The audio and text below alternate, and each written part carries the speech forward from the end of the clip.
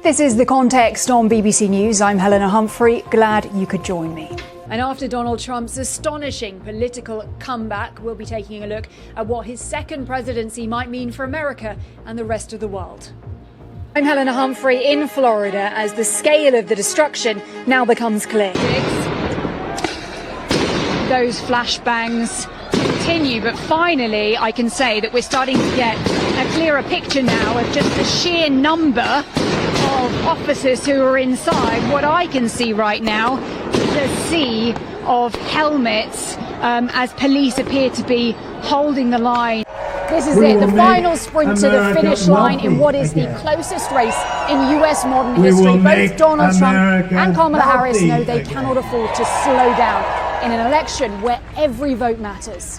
Of course, the nation has picked its president, and now that president-elect, as you mentioned, has that job, the transition of power, also naming those staff picks in the coming days. Already we have some indications. Donald Trump is a leader who is known to prefer loyalists. Elon Musk, one name in contention right now, but also the likes of Robert F. Kennedy Jr., the backer of the president, who himself had been in the running. Donald Trump had said on the campaign trail that he could be named to the health agency. Donald Trump is on 50.8% of expected votes. We are stressing Kamala Harris on 48.1%. I've just been crunching the numbers in a rather rudimentary fashion compared to 2020, but what we're seeing is it could be that Donald Trump is gaining about 134,000 votes over Kamala Harris. Out there, over in this direction, just the trappings of our everyday domestic lives, washer dryers, for example, completely burnt out.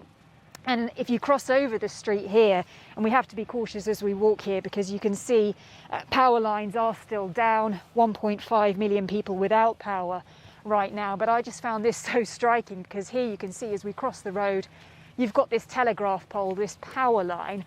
The top is hanging quite literally by a thread, but if you look underneath, you can see that is completely burnt out. It is just kind of hanging by a thread. And then I want to show you the sky, and the reason we are wearing masks, because there is this choking smoke right now, really, really acrid. And you can see that orange sky here. It looks like it's sunset. It's not. It's the middle of the day, and that is because of that haze.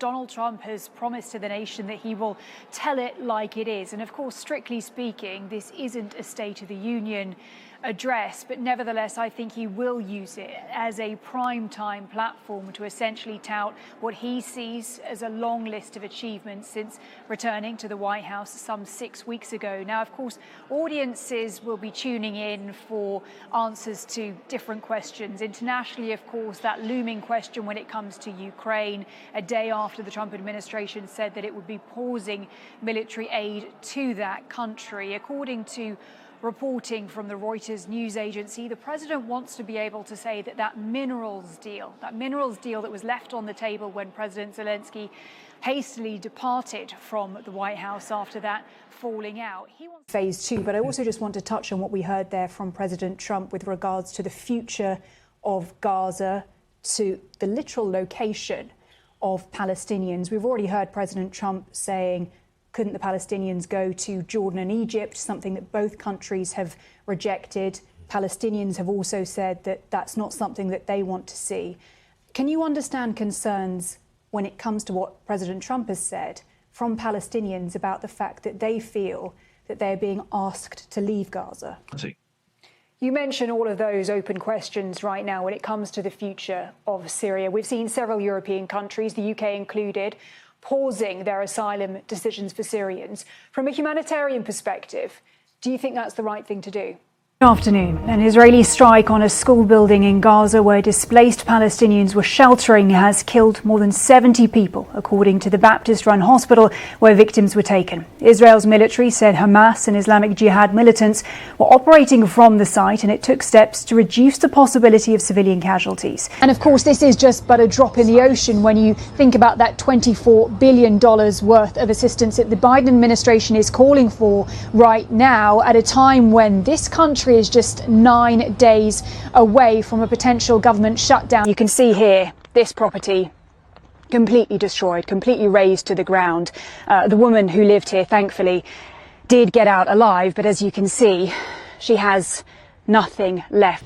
I understand it's probably difficult to talk about what happened to your wife and your 3 young children when they were taken hostage on your kibbutz, but if you are able, can you tell me a little bit about what happened? Down, perhaps you can see over my shoulder, people are out in the open because this shelter is at capacity. People are sleeping on inflatable mattresses now outside, and other people I've been speaking to here as well saying that they're not able to find any capacity at shelters, so they're sleeping in gardens with other families, so simply sleeping out in the open. And it's very hot here, so still exposed to the elements. Often women are told to advocate for themselves. But is this just about women advocating for themselves? Isn't this also about medical professionals listening? Janine and her family were reportedly told by Iranian authorities that she's being detained over the UK's failure to pay off a debt of over £400 million left over from the 1970s. And they believe that ultimately they've been caught up in a dispute between 2 states. Isabel, first time in 21 years that we've got more pandas coming over to the United States.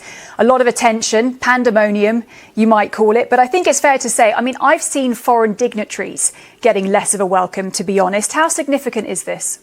Cooking up a taste of home overseas. I'm Helena Humphrey with a look at how US troops are celebrating Thanksgiving. The Queen now leaving in the Bentley, leaving Manchester Cathedral, where she's been meeting with community workers from across the Northwest to hear how they've been helping others during the pandemic. There are some fireworks going off right now. You can start to hear some cheers. It's feeling very cold. It's getting very grey. I don't know if you can just see that on the screen as I'm talking, but suddenly it's starting to look a little bit more like New Year's Eve as opposed to the middle of the day here in Ohio. I'm just going to take a look around because you can hear the cheers here. Everybody just taking that moment in. I'm Helena Humphrey in Washington, D.C. Thanks for watching World News America. I'll see you soon.